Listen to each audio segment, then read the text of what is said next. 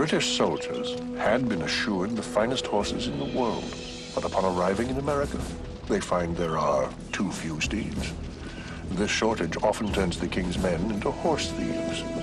Many other promises were broken as well, and to make matters worse, their uniforms, the thick red coat with its buttoned back lapels, the stock, handsome gaiters, dashing hats, are tight-fitting and cumbersome and allow the gallant red-clad plaids to stand out like so much fair game for our patriot snipers.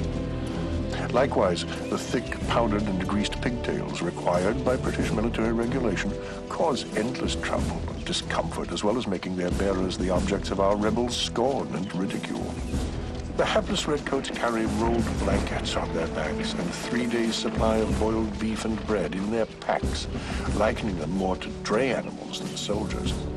Their pay begins as 2 guineas a week, which, after all the deductions for food, ammunition, shoe and stocking repair, leaves the king's clerk to give them more pittance than pay. And despite the rumors of buxom widows and rich heiresses hungering for old world companionship, these poor lads are lucky if they find the company of an orphaned dog. It seems to me that the redcoats are treated more like common fellows than defenders of the crown. Indeed, the British soldiers are disciplined with a severity befitting a criminal. Those who commit even minor offenses are confined to dark, cramped cells, beaten with sticks and belts. The cat o' nine tails lays open wounds on many a man's back, followed by the delightful tonic of salt and vinegar, to prevent infection, of course, and, not incidentally, to maximize pain.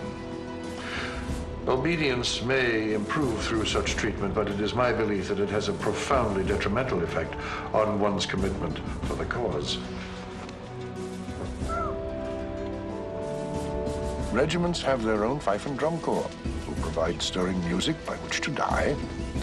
British surgeons are paid handsomely for their services, but quite cynically rely on the women of our land to heal the sick. Colonels also serve as chaplains, receiving double pay while blithely neglecting every sacred duty.